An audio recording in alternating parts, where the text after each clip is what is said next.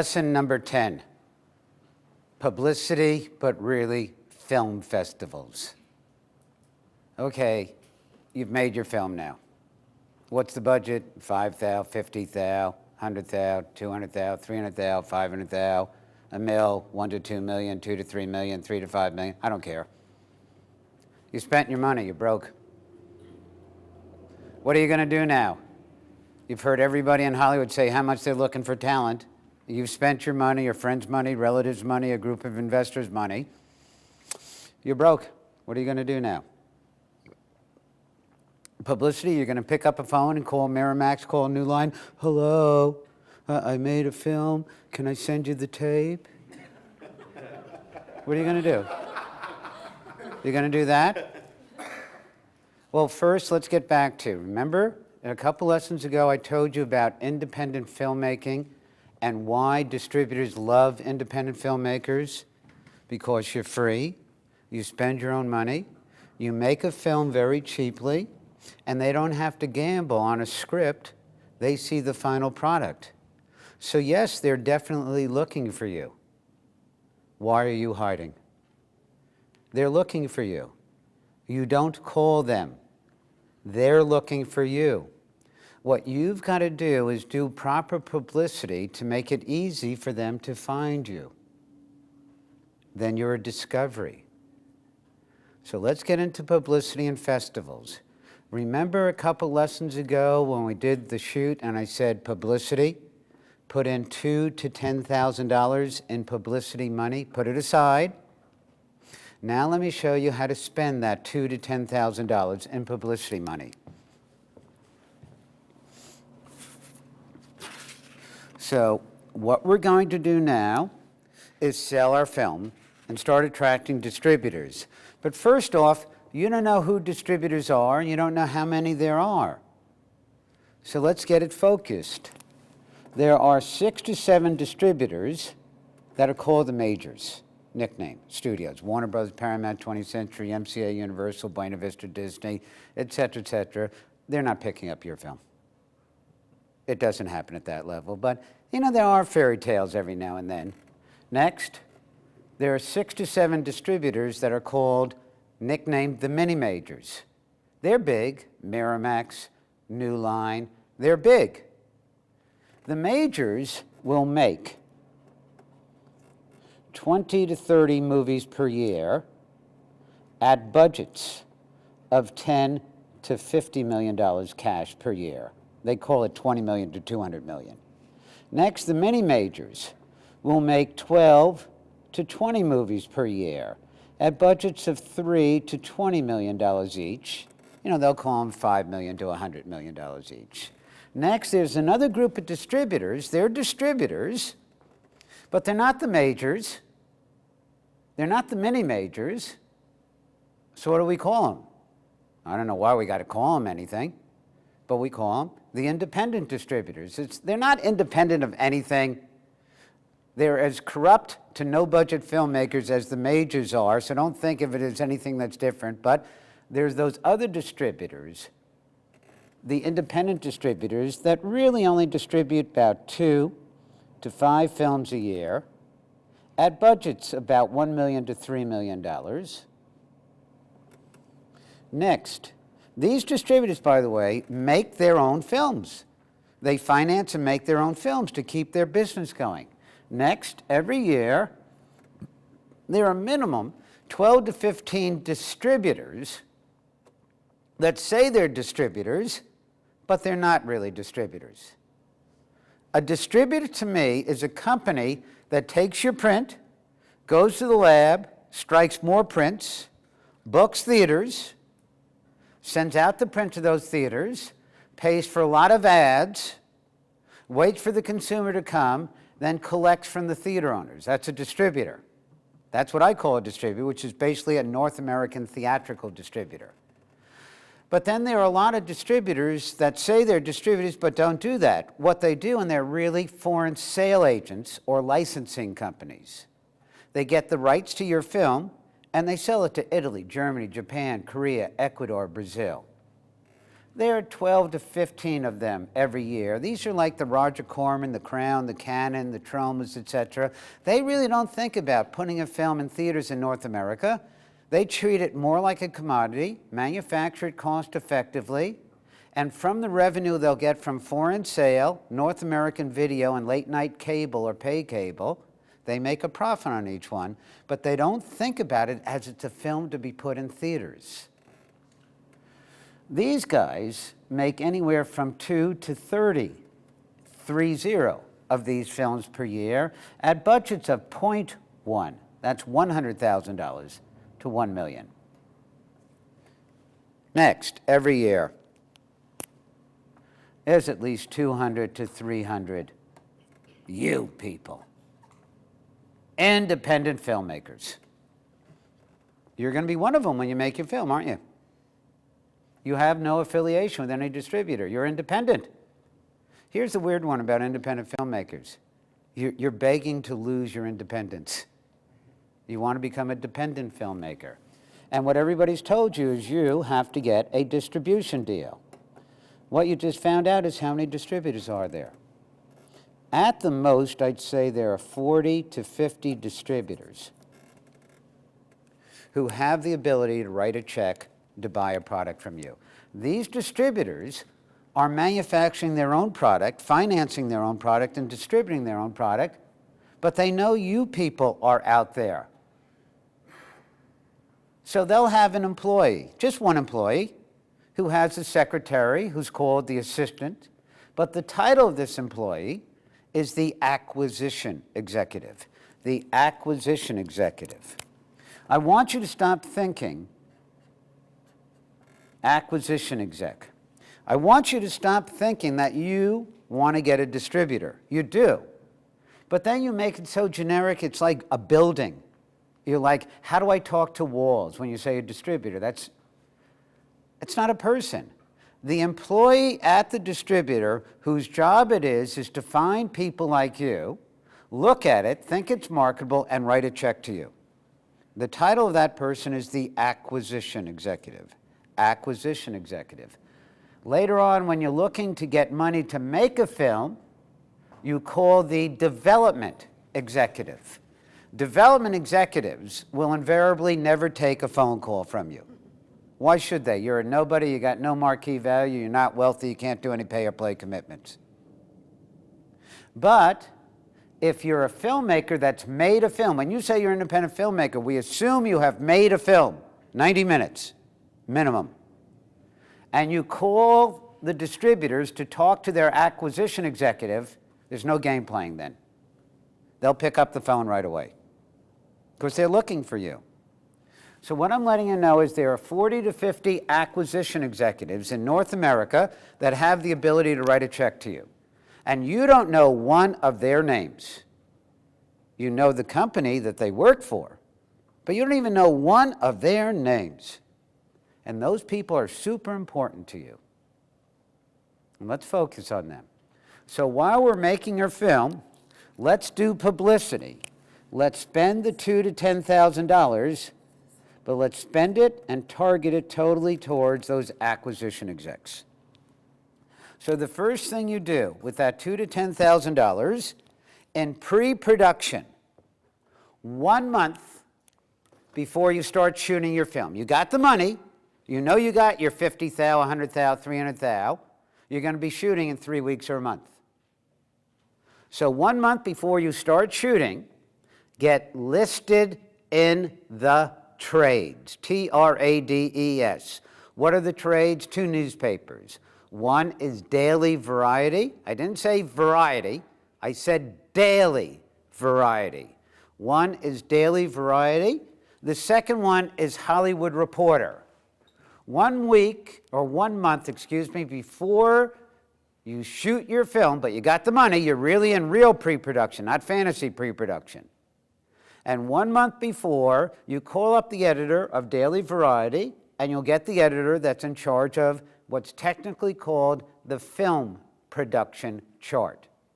You want to get your film listed in the film production chart of Daily Variety and the film production chart of Hollywood Reporter. The film production chart of Daily Variety is in Friday's issue. The film production chart of Hollywood Reporter is in Tuesday's issue. So you just pick up the phone, you call, you ask to speak to the editor in charge of the film production chart. By the way, you know who's supposed to do this? If you're a real movie, you're supposed to have a publicist. So when you call, make sure you say you're the publicist. Don't say you're the producer or the director. You don't have to muffle your voice. They don't know who you are.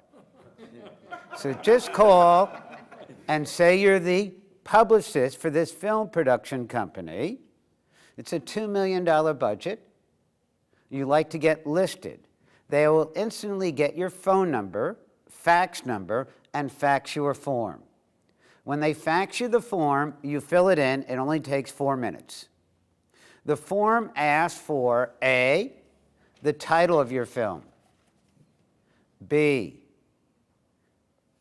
key crew people, and it's okay just to put down producer, executive producer, director, C, actors, and it's okay to put down somebody's name that nobody's ever heard of, D, commencement of principal photography. When are you starting the shoot? It should be 3 to 4 weeks from now.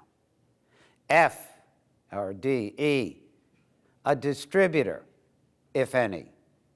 But they always have in brackets, parentheses, if any. And you don't have a distributor, do you? So you can't fill that one in. You leave it blank. And then you fax this back to them within 5 minutes. And then they list you in the trades. In Friday's edition of Daily Variety, you will be in the film production chart with all those other feature films being made and distributed by Warner Bros., Paramount, 20th Century, New Line, Miramax. It's free. You'll be in there every week for it'll probably be about 8 weeks that you'll be there. Now, if you want to look at the chart in the workbook we have, which doesn't apply to the workbook that you have at home right now, but for the audience right now, turn to pages 115 and 116. That doesn't apply to you at home. Turn to pages 115 and 116. 115 is the film production chart in Daily Variety. Look at that. 116, the next page, is the film production chart of Hollywood Reporter. Let's take a look at Hollywood Reporter. The first week you're listed in the film production chart of Hollywood Reporter, they put a box around your name. They put a box around your name. It's the first week you're listed. Now look at Daily Variety. It probably didn't come out that well in the photocopy. Notice about 1 out of 10 of those listings is darker gray tinting. What Daily Variety does the first week you're listed, they put gray tinting there. Who reads these charts? These charts are manufactured every Tuesday and every Friday for the acquisition executives. And as soon as they see the chart and they see the gray tinting in the box, the acquisition executive goes, new sucker, new sucker. Somebody in America is spending their own money. Call them. I'll tell my secretary, who's my junior acquisition executive, to call. Find out what they're doing. So now they call you. You don't call them. You let them know you exist in the proper manner. Get listed in the trades in the film production charts about a month before you start the shoot. When the acquisition execs call from New Line, from Miramax, from Strand, from Lionsgate, from whatever, what do? Hang up on them. I don't mean blatantly just hang the phone up, but don't get so excited. Remember, you're in pre-production right now. You have nothing to show them. And don't get so excited when they say they're in active acquisition mode. They got $2, $5, $10, $20 million. They're looking for new talent. And don't get so excited by sending them the script and that they're going to help you finance it. It's not going to happen. And they're all going to tell you, when can I see it, when can I see it? And they're all going to tell you, oh, don't worry, we want to see a rough cut. You never, I know you will not hear this, you never, ever, ever, ever, ever show anybody a rough cut who you hope to get financing or selling from any money. Never! Now, I know you didn't hear that, and you will probably show people a rough cut thinking it looks pretty good and get some money. And it's not going to look good, and you'll never get them to screen it again. So in pre-production, 1 month before you start the shoot, get listed in the trades. The acquisition execs know you exist. They call you. You just titillate them with, I'll set up a screening for you in front of a paying audience when it's done. And if they're, I got you, if they're so excited about wanting to see the film or screening it, and they want to see the production, why don't you tell every acquisition exec to come to the set? And tell them to come at the same afternoon at the same time. Why? You want to start a buzz? And if they start saying, well, we don't like you to shop it around, then buy it! Right now! Excuse me, sir, did you have a question in the back? Yeah, I was just wondering how much it was to put those ads in. Nothing. These aren't ads. This is free. You got to act like a duck, talk like a duck, and squawk like a duck. So you got to talk like a producer, but when you call, you can't say you're a producer. Say you're a publicist for this production company. It doesn't cost anything. It's not an ad. There's nothing glitzy about it. It doesn't say what your budget is. You're there with all the others. That's all. It does not cost anything. So publicity, $2,000 to $10,000. We still haven't spent any money, really. So you make the phone call, you send the fax, you get listed. The acquisition execs are going to call you. Don't get so excited. Now, remember, you got to shoot a film? Remember that thing that we made in the other 7, 8 lessons? Now let's go back to let's make a film. But they know we exist.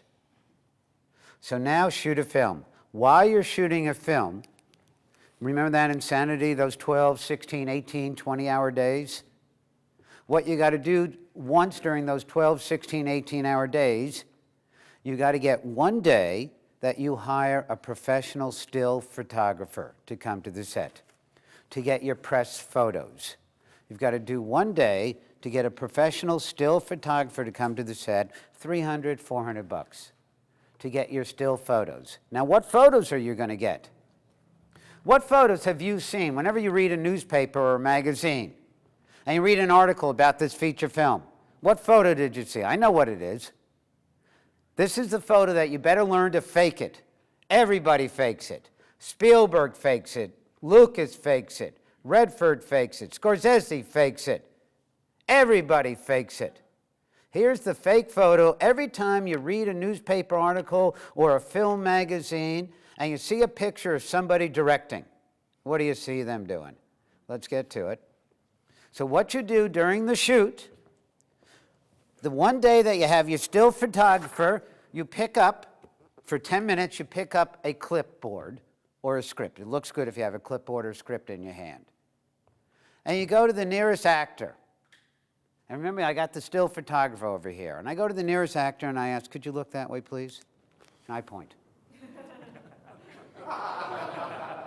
Could you look this way, please? Does this look like I'm directing? Yeah. Has anybody here ever seen anybody ever point on a set? I've never seen anybody ever point on a set, except to say, get the hell out of here. Just get out of here. But wait, every photo, every article you're ever going to see for the rest of your life is going to have somebody like this directing. And we actually rotate them during the shoot. We put them on a little pedestal and we rotate them because we don't know what angle we eventually want for the magazine article, the newspaper article. It's not a joke, guys. You get that photo. If you don't get that photo of you pointing, you're not going to get that photo in a newspaper. And if they don't put the photo in the newspaper, they're only going to give you a half of a column of space. If they put the photo there, then they're going to give you the full page. Next. And actors, if you're intelligent enough, have figured this out. If you want to steal the scene, go to the right, point left. Go to the right, point left. Why? If there are 5, 10 bodies up here and you go to the right, point left, you're the first name in the caption. Nobody ever reads the second name. So if I was up here with Spielberg, Lucas, De Niro, Redford, etc., and there are 4 of them, they don't even know I exist. I'm in the room, but I have a photographer over there. I just walk up to the right of them, and I just point like this, and I'd have somebody take a shot. And then if I wanted to do publicity, I'd say, here's Dov Simmons, the world leader of filmmaking, leading these world leaders in a rigorous shooting schedule of 25 to 35 shots per day. And I put the caption under there. Cool. It's not a joke, guys. Get your pointing photos.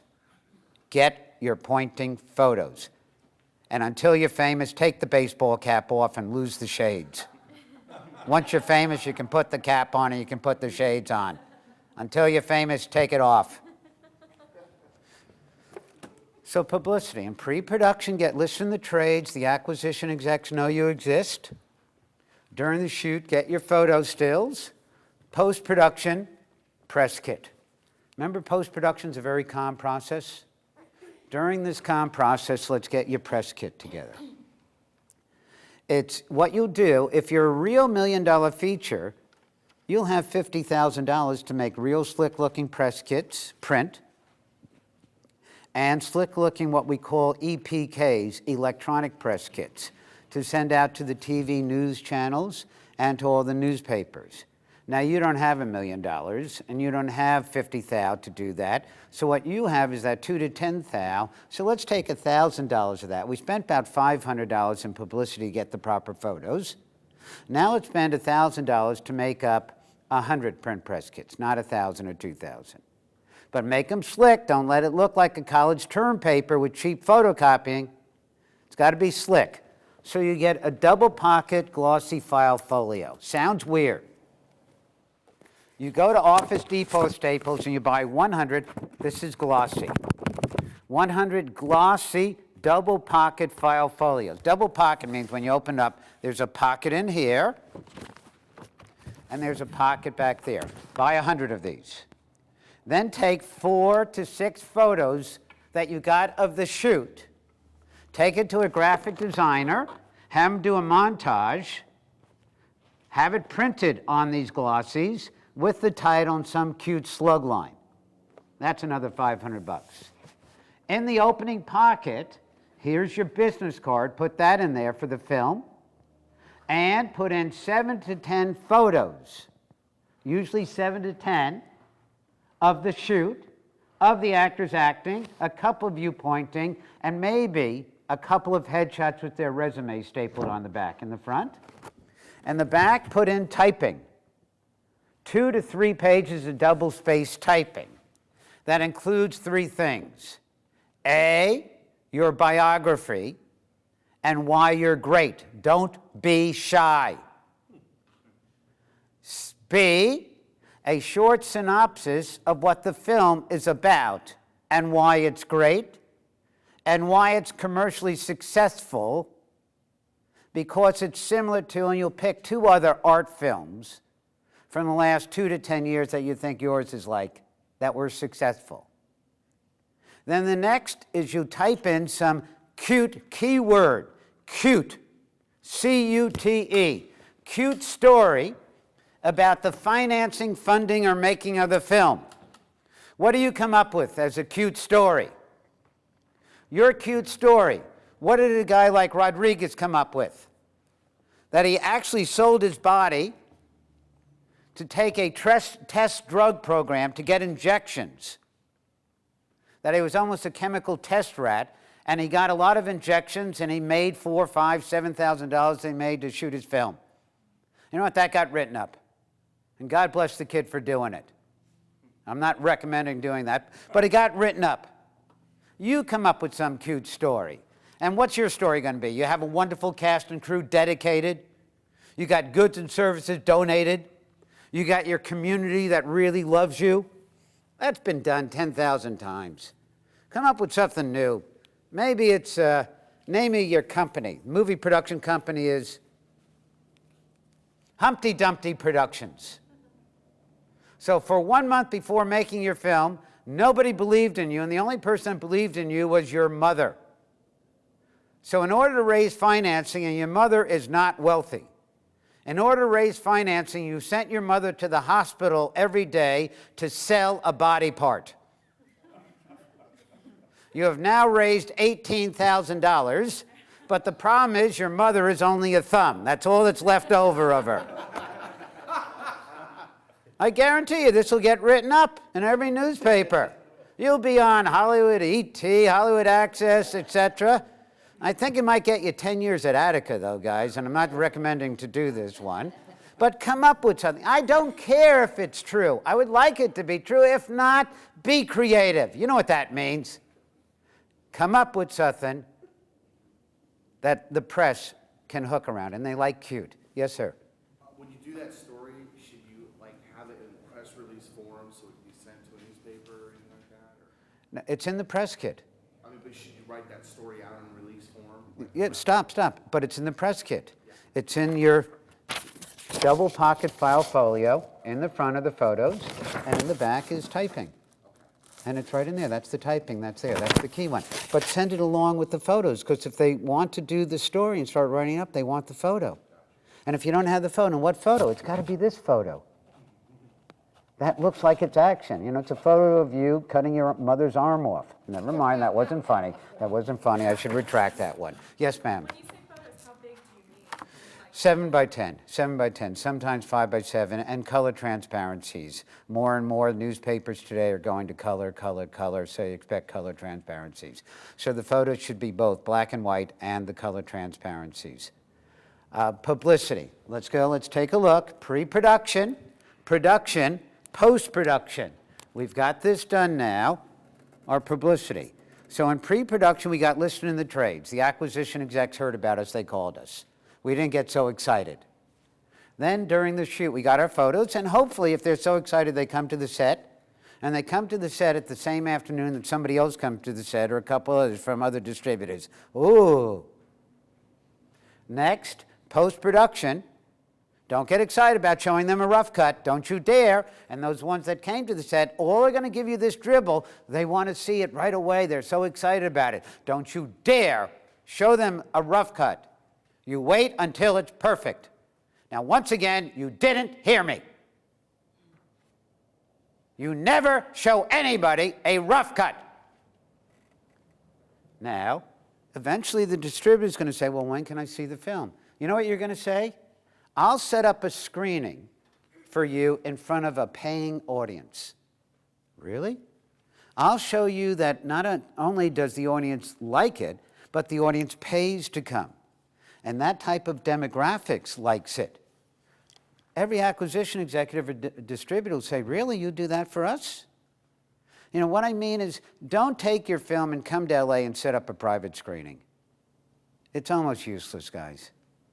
Setting up these private screenings for all these distributors, say, don't worry, don't worry. You know, that's how we like to see it. Because if I was a distributor and I saw your film at a private screening with me and 3 of my other executives, and I like it, you know, I'm still scared. Okay, I like it, but I've got a different mentality. Does the average consumer like it? And I don't mean to be, I'm an elitist, but I don't know what the average consumer, I don't think I am the average consumer, although I watch wrestling on TV all the time. So the acquisition execs, the distributors, they're going to want a private screening. Don't do it. Don't do it. Don't do it. The only time they can see your film is you tell them, I'll set it up in front of a theater in a proper screening in front of paying people. Oh, all the acquisition execs say, really, you do that for us? You know what you're saying?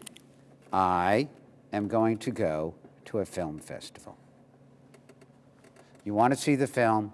Come to a festival in front of a paying audience. Subject now is film festivals.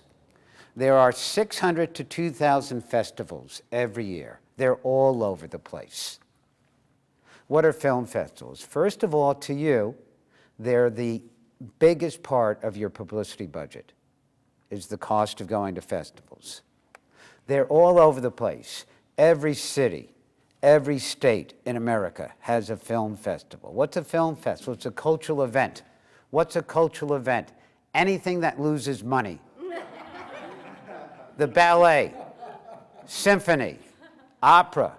Every city likes to think it has culture. Every city has the symphony, doesn't it? Do you know any city that has a symphony that doesn't say it's losing money? It's a cultural event then. The opera, you know any city that has the opera that's not in problem, red ink, it's losing money? Cultural event. Ballet, cultural event. Film festivals. You know, there are some decent-sized cities that don't have a film festival. So let's put on a film festival at a city. So first you understand what a film festival is. Of course, it's a cultural event. So how do you put one on? What you do to put on a film festival is first you got to book a theater. So you go to any movie theater in your city or town. Those theaters are for rent anytime you want it. You've been renting a seat for 90 minutes. Why not rent it for 2 hours or 2 days or a week? So you go to any theater and you ask them, the phrase they use is their house nut, N-U-T, or their house allowance. It's they have figured out what it costs to break even each week. Maybe they say their house nut is $5,000. So you tell the theater owner, here's a check for $10,000, walk away. I just want you to bring in the projectionist, and then you can have the candy counter. They'll make a killing on that. So they make a profit, and they make a killing on candy. So if you're doing a 7-day festival and you booked one theater, one screen, you might be looking for 25 to 50 films. You're going to screen a different film at 12 o'clock, 2 o'clock, 4 o'clock, 6 o'clock, 8 o'clock, 10 o'clock, and midnight. 7 films a day, 7 days during the week, that's 49. If you get one film and screen once at night and once during the day, then you only need to get 25 films. If you're doing a festival that takes place over 3 days, Friday, Saturday, and Sunday, then you look for 10 to 20 films. All festivals are the same. They have 3 or 4 sidebars. Then they have an actor's retrospective. Then they have the new filmmakers program. That's basically it. So sidebars. Okay, let's get some films from Africa that was made in last year. So I'll call South Africa up. I'll call the cable network in South Africa, in Johannesburg and Cape Town. The company's actually called Mnet, M/NET. I'm sure they've made 1,000 to 2,000 hours of programming last year. I'm sure they got something that's 90 to 120 minutes that tells a story that's sort of okay. So I call them up, send a print over. I call up Ghana, the capital of Ghana, or Accra. They got a television network there. You got something? They've been doing soaps there. Nigeria, Kenya, etc. They make TV stuff day in and day out over there. Send over, send over. So I get 4 or 5 things from Africa. I'm sure they're mediocre to rotten, but a couple might be, ooh, innovative. And I call the sidebar, the new independent African movement. Ooh, art, culture. Then I call France. Love calling those froggies, those artist elitists. So I call the French up, and I call up 15 distributors in France. They got a lot of distributors in France. They love saying how much crap in America we make. You know, I lived in Paris for 3 months. I went to their local cinema. You know how much crap they make? You know, every year from France, we see 2 to 4 films that comes to America, and those are wonderful films. You don't see the other 320 films. I spent 3 months looking at them. Now, in America, we make crap, and in France, we make crap. And what I found out, our crap is 50 times better than their crap. Artists, elitists that's over there. Anyway, I call these French distributors up that have made 10 to 20 films every year from 1940, 1950, 1960. And I ask them, do you have any films in black and white between 1950 and 1960, or 1960 and 1970? And they'll have 100 of them. And I'll say to the distributors, okay, I'll pay for a print, I'll pay for freighting, ship it over. And they send it over, and I get 5 films from France, and this sidebar I call the early French film noir movement. Oh, another artistic sidebar. And then I do an actor's retrospective. I'll usually find an actor that just graduated from a 12-step program, which, by the way, is instantly a problem because allegedly nobody graduates from a 12-step program, so the person's back into the powers of the demons upstairs. But the actor, I'm sure, had amazing films that he or she was in 10, 20, 30 years ago. And now I'll get the actor, maybe I'll give him $5,000, 2 first-class tickets, because invariably the actor, if it is an actor, has a 15-year-old bride now. And I send the actor the $5,000, 2 first-class tickets, and then we book 3 films that he or she was in from about 15 or 20 years ago, and they'll put on a seminar, we'll have breakfast with them, we'll sell out the seminar, etc. Then the real money in film festivals is the black tie dinner dance gala at the beginning or at the end that we charge $100 to $500 for. That's the big money. And by the way, we hope to get a TV sale of that down the road. That's $100,000 to $5 million of the TV sale. of that gala. That's the revenue of what we're going for. Who puts on the festivals, is eventually get a medium of variety programming done that you can sell the TV rights to eventually. But of the 50 films, I only got about 20 films from these sidebars and Actors Retrospective. The other films I got to get from you guys. So film festivals are all over the place and they're looking for you guys. They're looking for you guys. They can't have a film festival without you. The new independent films, mostly North America. But it's nice to have one from Czechoslovakia, nice to have one for Korea, nice to have one from Cuba. Look what they're making in Cuba now, etc. That's the programming executive for the festival. So you want to go to festivals. They're all over the place. There are 6 to 20 festivals every weekend. It's very easy to get in. To 98% of the festivals, they just want a print from somebody that just made their own film. What you really want to get into, though, is not just the local festival, the easy ones, the major festivals. And you know those names, Sundance, Toronto, Telluride. They're not easy to get into at all. Competition's outrageously difficult. And if you do get in, it's a marketable ploy for you, for the distributor to pick it up. So festivals, they're all over the place. 98 to 99% of them are very easy to get in. All they want from you is a print, your entrance fee, and your submission fee. And you're in. So why do you go to festivals? There are 3 reasons you go to festivals, and it's really the third reason which is the real reason. The 3 reasons you go to festivals: 1, to win awards, to be an award-winning filmmaker.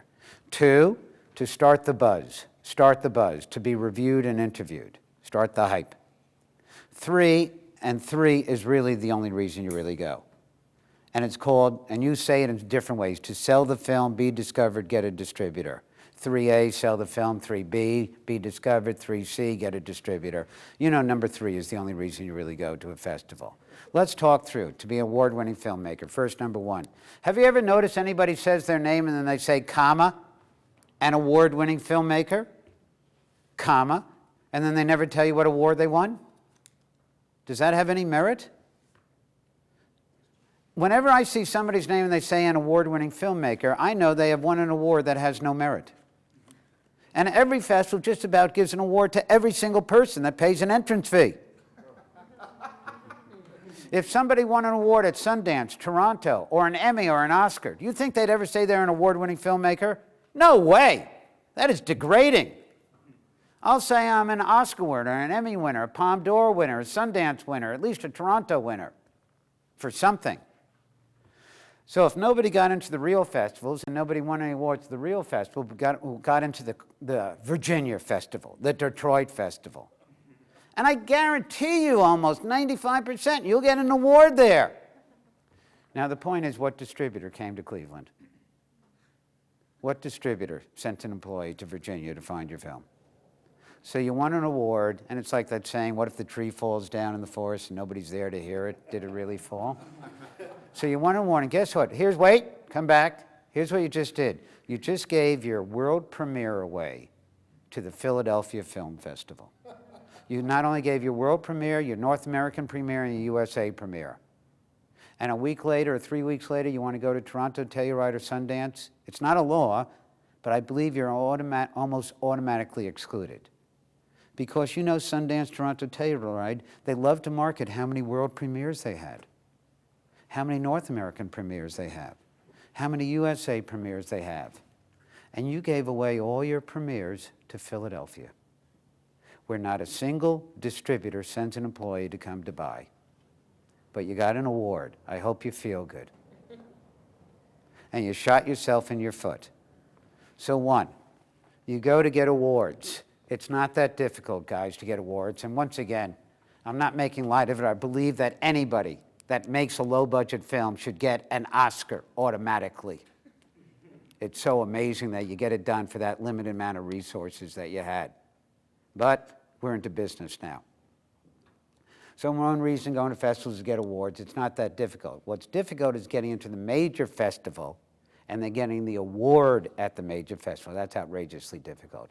And if you get that, you got sales. The second reason you go to festivals is to start the reviews, start the interviews, start the hype, start the buzz. See, who's going to be publicizing your film when you go to festivals? The festival director is trying to market to the local consumer in Philadelphia to come to the theater for that one screening, so he sells out the theater. And they keep all the revenue. They don't split with any filmmaker. So the festival director is going to be marketing your film and getting publicity and press for you. It's good, and it's good that you're cheap.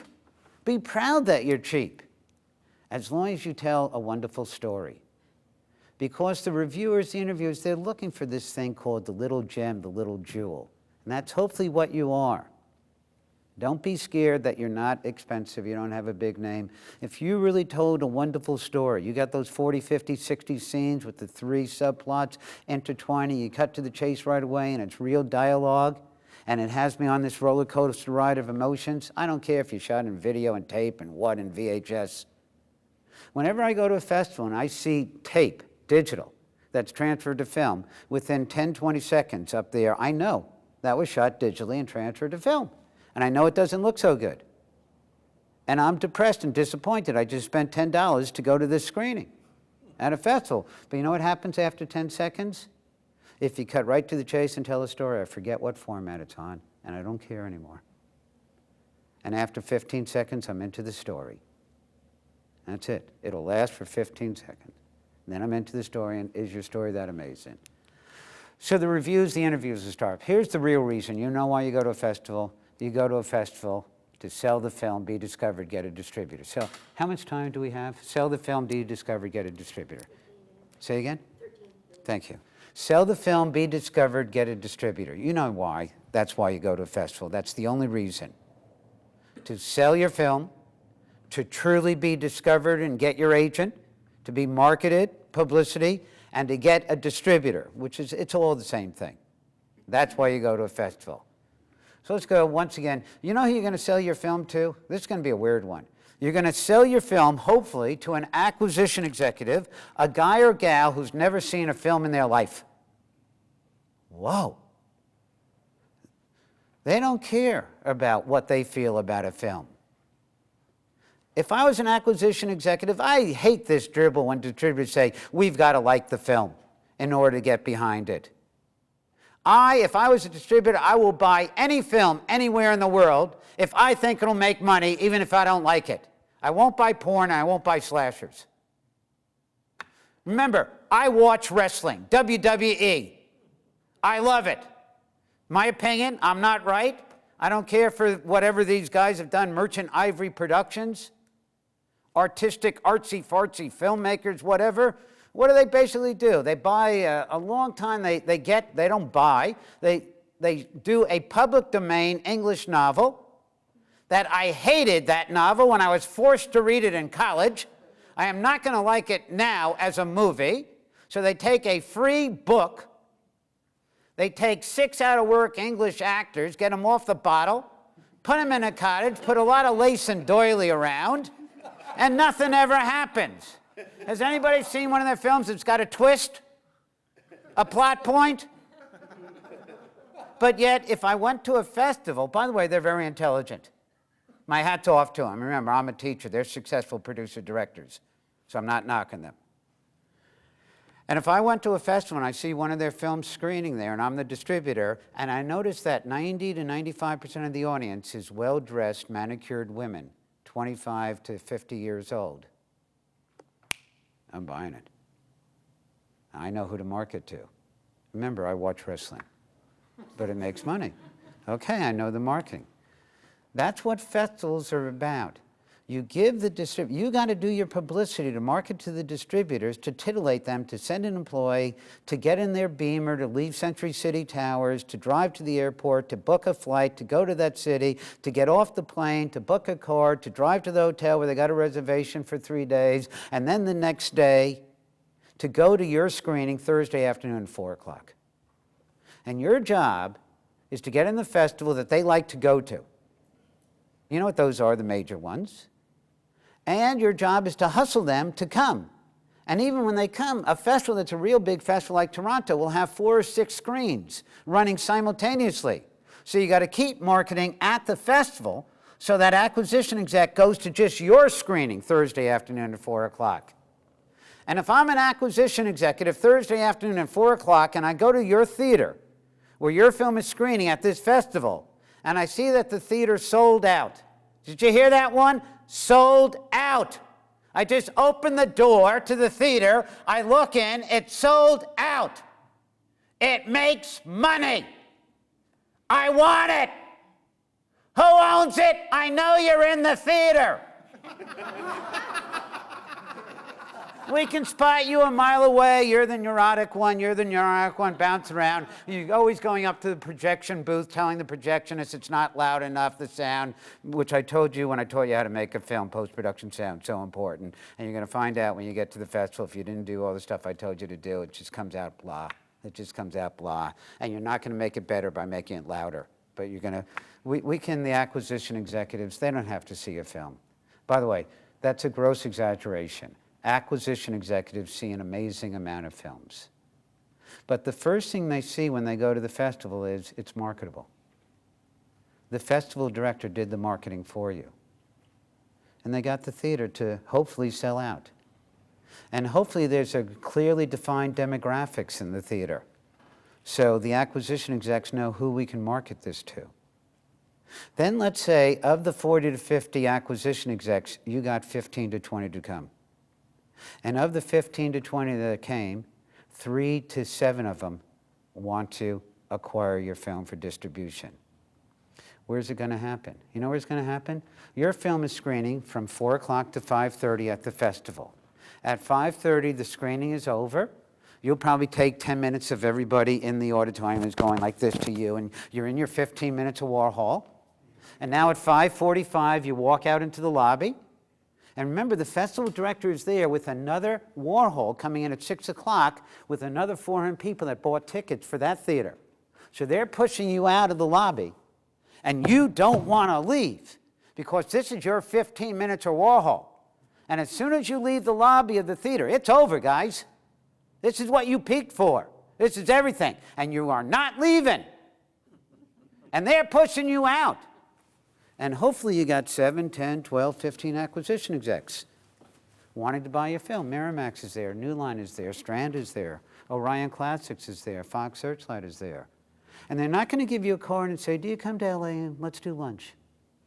Because if this film is hot, which it is right now, it's going to be sold within 12 to 18 hours. You're not going to take a meeting 2 weeks or 2 months later.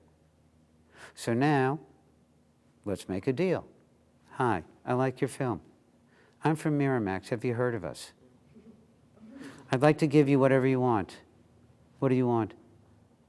World rights, North American rights, foreign rights, split rights, theatrical windows, some money up front, pay cable, basic cable, video, network TV, syndication, ancillary rights, remake rights. You want a gross deal, you want a net deal? I'll give you whatever you want. Please don't say everything. What do you want? Everything's at the last. No, I'm sorry. You said everything. Are you ready for the deal? This is what you're fantasizing about. By the way, guys, in the lessons coming up, you'll get the information. Right now, I just threw it at you, but get ready. That's how it's going to be thrown. And you're not going to be alone. When you go to the festival, you'll have an agent, you'll have an attorney, entertainment attorney, and a producer's rep with you. You don't hire one. They'll find you. You know how you get an agent? You make something that's sellable. You're not going to get an agent to get you the financing to make something. I already told you that in the first lesson. You first make a film, then you'll make a deal. You are probably thinking you're going to get an agent that's going to make you a deal to make the film, and that does not happen. First you make a film, and you get it into Sundance. Nothing easy about that. By the way, all us agents and distributors get the roster list 3 weeks to a month before Sundance to know who's in. We instantly call you. Now you'll have an agent. You got your film into Sundance or Toronto or Telluride, Tribeca, Cannes, even Berlin. We'll call you. You'll have an agent. No, thank you. And literally in the lobby of the theater, where there are 5, 10, 15 acquisition execs that want to talk to you, There will also be a lot of agents and attorneys that haven't met you yet, didn't call you 3 weeks ago. Why do the agents and attorneys go there? Because they like it? People don't like Sundance. It's cold. I don't like cold. That's why I live in LA. I don't want cold. I don't like, if I want cold every now and then, I open up my freezer and I stick my head in it for 10 seconds. And I have no new Parker I want to show off. And just about every one of my acquaintances and friends that go to Cannes don't like going to Cannes. Not one of them likes going to Cannes. It's inconvenient, they get ripped off, it's a pain in the ass, it's a long flight. But we know there's a good chance that somebody like you that doesn't know what's happening somehow got a film in. And somehow it's wonderful. And somehow the buzz started happening. And these 15 minutes in the lobby of the theater, you don't know what to do. And now the attorneys come up, and the agents come up. And once again, they're not going to say, do you do lunch? I'll represent you right now with these 6 distributors. And now you'll have what's called a producer's rep or producer's representative.